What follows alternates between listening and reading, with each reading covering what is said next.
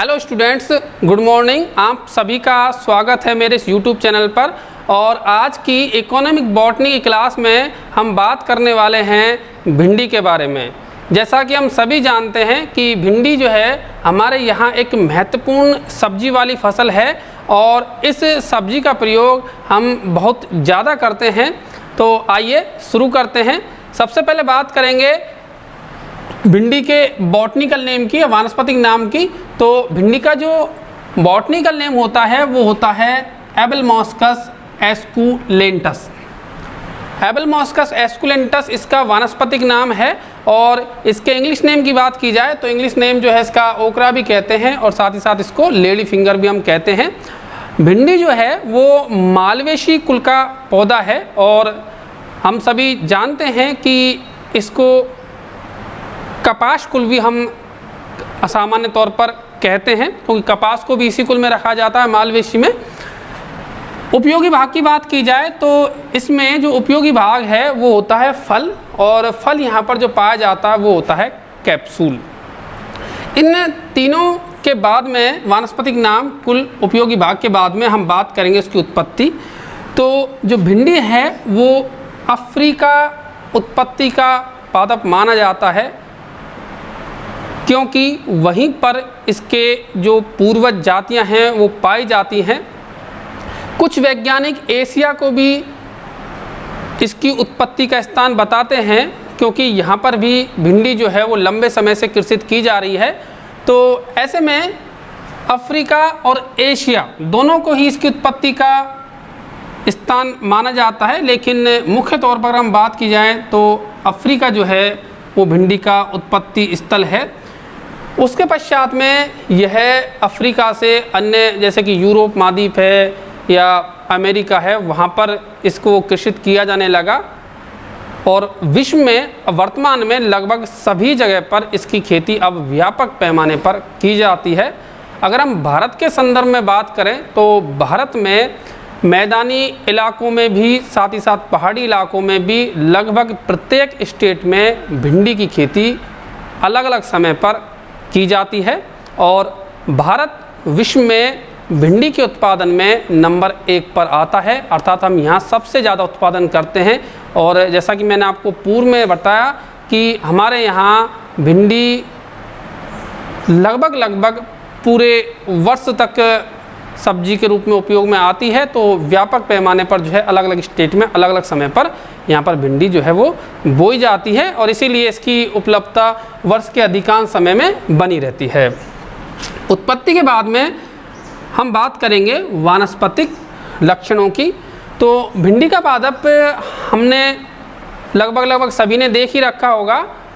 भिंडी के पादप की अगर बात की जाए तो भिंडी का पादप साकी होता है और साथ ही साथ इसकी जो ऊंचाई की बात करें तो 1.5 से 2 मीटर ऊंचा ये पौधा होता है भिंडी का, जिसमें पत्तियां जो होती हैं वो तने पर चौड़ी होती हैं और ये पत्तियां जो होंगी वो हस्ताकार पालित पत्तियां इसमें पाई जाती हैं।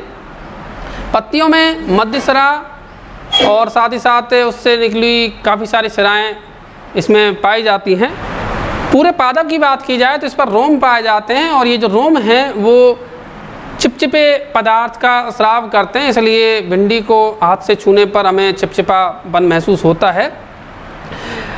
पौधे में अगर पुष्प की बात की जाए तो पौधे में जो पुष्प लगते हैं वो कक्षस्थ रूप में लगते हैं और साथ ही साथ पीले रंग के पुष्प होते हैं जो दिखने में काफ़ी सुंदर लगते हैं। और पुष्पन के बाद में पौधे में फल लगता है जो कि हमारा उपयोगी पादप भाग भी है।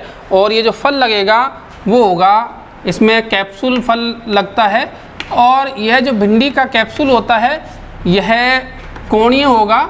जैसा कि हम सभी देखते हैं भिंडी जो है कोणीय होती है और लगभग पिरामिड आकृति का होता है। लंबाई की बात की जाए तो भिंडी की जो लंबाई होती है वो लगभग 10 से लेकर के 15 सेंटीमीटर तक या इससे कम ज़्यादा इसमें वेरिएशन देखने को मिलता है। तो भिंडी का फल जो है वो वैरायटी के हिसाब से लंबाई में काफ़ी वेरिएशन दिखाता है। किसी प्रजाति में जो कैप्सूल होगा वो छोटा होगा तो किसी में जो है कैप्सूल बड़ा होता है। व्यास की बात करें तो कैप्सूल का जो व्यास है वो 2 से लेकर के 4 सेंटीमीटर तक पाया जाता है और पूरे कैप्सूल फल में जो है वो बीज लगे हुए होते हैं और अंदर से जो फल है वो चैम्बर्स में हमें बटा हुआ दिखाई देता है। लगभग 5 चैम्बर इसमें पाए जाते हैं जिनमें बीज जो है वो लगे हुए होते हैं। साथ ही साथ फल पे भी जो है बारीक रोम पाए जाते हैं और फल आगे से नुकीला होगा और पीछे से जो है थोड़ा चौड़ा होता है, पिरामिडी आकृति बनाता है। तो ये तो बात होगी पादप के वानस्पतिक लक्षणों की। अब हम बात कर लेते हैं कृषि की। भिंडी की जो कृषि कार्य या कल्टीवेशन कार्य है वह लगभग, चूँकि जैसा कि मैंने आपको पहले बताया, हर स्टेट में किया जाता है और अलग अलग समय पे किया जाता है। तो मिट्टी की अगर बात की जाए तो मिट्टी जो है लगभग हर प्रकार की मृदा में हम भिंडी को बो सकते हैं, लेकिन सबसे अच्छी जो मृदा मानी जाती है वो दोमट मृदा मानी जाती है और इस मृदा का पीएच 7 से 7.8 तक हो तो बेहतर होता है। बाकी 6 से लेकर के और 8 तक के पीएच वाली मृदा में भिंडी को आसानी से उगाया जा सकता है। भिंडी के लिए, अब चूँकि भिंडी जो है वो एक गर्म जलवायु का पौधा है, उष्ण जलवायु का पौधा है, तो इसलिए इसके जो बीज हैं वो 20 डिग्री सेंटीग्रेड से कम तापमान पर अंकुरित नहीं होते हैं। तो भिंडी के लिए जो है 20 डिग्री से ऊपर का जो तापमान है वो आवश्यक होता है। और जैसा कि यहाँ देख सकते हैं, तापमान की जो है आवश्यकता यहाँ पर 27 से 30 डिग्री सेंटीग्रेड तापमान की आवश्यकता होती है। और अब हम बात करेंगे बुवाई की। तो बुवाई का जो कार्य है वो किया जाता है अलग अलग महीनों में। जिस तरीके से हमको फसल लेनी है उस हिसाब से हम बुवाई करते हैं। इसके बुवाई जो है आमतौर पर जनवरी फरवरी में की जाती है, या इसके अतिरिक्त अगर मान लीजिए हमें फसल लेनी है सर्दी के मौसम में तो जो है जून जुलाई में करते हैं। इसके अलावा जो पहाड़ी इलाके हैं उनमें इसकी बुवाई की जाती है मई जून के महीने में। तो इस तरीके से हम 2 से 3 फसल इसकी आसानी से ले सकते हैं अलग अलग समय पर बुवाई करके। और बुवाई करने से पहले खेत को तैयार किया जाता है और तैयार करने के लिए खेत को 2 से 3 बार जोत करके और जो है खेत को समतल कर लिया जाता है। बुवाई करने से पहले पानी देना ठीक रहता है क्योंकि उससे नमी बनी रहती है और भिंडी के जो बीज हैं वो जल्दी अंकुरित होते हैं। तो खेत को तैयार करके साथ ही साथ इसमें हमें जो है कार्बनिक खाद भी डालने पड़ते हैं। कार्बनिक खाद डाल करके सिंचाई करके और उसके बाद में जोत करके खेत को लगभग तैयार कर दिया जाता है। ऐसे में सीड ड्रिलिंग मेथड के द्वारा इन बीजों को पंक्तिबद्ध बो दिया जाता है। पंक्तियों की बात करें तो कतार से कतार की जो बीज की दूरी है वो रखी जाती है लगभग 40 सेंटीमीटर के आसपास, और 2 पौधों के बीच की दूरी होती है लगभग 25 से 30 सेंटीमीटर तक रखनी चाहिए। क्योंकि भिंडी का जो पादप है वो बहुत ज़्यादा जगह घेरता नहीं है, क्योंकि अशाखित पादप होता है, तो ऐसे में इतनी दूरी पर्याप्त रहती है। लगभग 25 से 30 या ज़्यादा से ज़्यादा 40 सेंटीमीटर की दूरी जो है हमें रखनी चाहिए। और यहाँ पर जो दूरी है वो कतार से कतार के बीच की दूरी, जैसा कि आपको बताया, 40 से लेकर के हम 50-60 तक रख सकते हैं। बुवाई करवाने के पश्चात जब बुवाई हो जाएगी तो इसमें समय समय पर सिंचाई की आवश्यकता पड़ती है और 15 से 20 दिन के अंतराल पर हम इसकी सिंचाई करते हैं। गर्म जलवायु का पौधा है इसलिए पानी जल्दी चूँकि सूख जाता है, तो इसलिए बार बार जो है हमें सिंचाई करनी पड़ती है। समय समय पर इस फसल में जो खरपतवार है उसको भी निकालना अति आवश्यक रहता है और इसकी जो है हमें काफ़ी ध्यान रखना पड़ता है।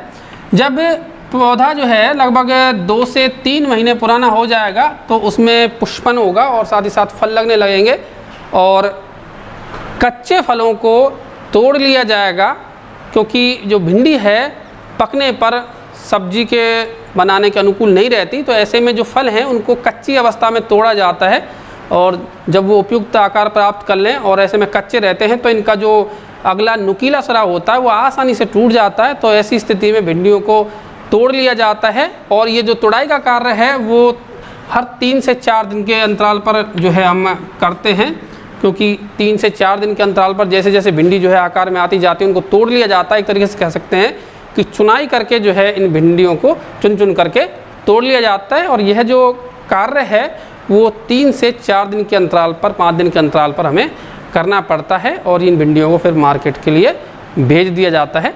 तो इस प्रकार हम भिंडी की जो है फसल प्राप्त कर सकते हैं।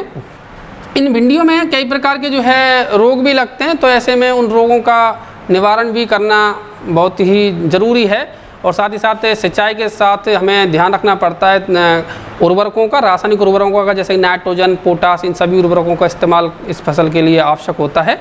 समय समय पे हमें कई रसायनों के छिड़काव भी करने पड़ते हैं जिससे कि भिंडी में जो रोग हैं वो नहीं लगे। अब हम बात करेंगे इसके पश्चात, कृषि जब हमने बात कर ली तो हम बात करेंगे उन्नत किस्मों की, कि कौन कौन सी उन्नत किस्में जो हैं भिंडी की जिनसे हम ज़्यादा पैदावार ले सकते हैं। तो इसमें जो उन्नत किस्में हैं वो तो बहुत सारी हैं, लेकिन हमने यहाँ कुछ मुख्य जो इसकी उन्नत किस्में उनको लिया है। इनमें सबसे पहली है पूषा 4, परवनी क्रांति, पंजाब पूषा सावनी, हिसार उन्नत, हिसार नवीन, पंजाब 8, पूषा मखमली, पंजाब पद्मिनी, P7। ये सभी भिंडी की उन्नत किस्में हैं जो अधिक पैदावार देती हैं। और साथ ही साथ किस्म का जो चुनाव है वो निर्भर करता है मिट्टी के ऊपर, साथ ही साथ मौसम के ऊपर, और किस जगह हम भिंडी को लगाना चाहते हैं, इन सब पर। तो क्षेत्र के हिसाब से अलग अलग भिंडी की जो किस्में हैं उनका प्रयोग किया जाता है। उन्नत किस्मों के बाद हम बात करेंगे भिंडी के उपयोग क्या हैं। तो सबसे पहला जो उपयोग है भिंडी का, हम सभी जानते हैं कि भिंडी को सब्जी के रूप में इस्तेमाल किया जाता है। मुख्य जो उपयोग है वो यही है कि भिंडी का जो है उपयोग हम सब्जी के रूप में करते हैं। भिंडी की कई तरीके से सब्जी बनाई जाती है। दूसरे उपयोग की अगर हम बात करें तो इसका जो श्लेष्मा होता है वो काफ़ी काम का होता है, जिसको प्रयोग में लाया जाता है शर्करा उद्योग में। शर्करा उद्योग में जो गन्ने का रस होता है उसको साफ़ करने के लिए जो भिंडी के तना है या जो पार्ट्स हैं, जो श्लेष्मा जिनमें पाया जाता है, उनका प्रयोग किया जाता है रस को साफ़ करने के लिए।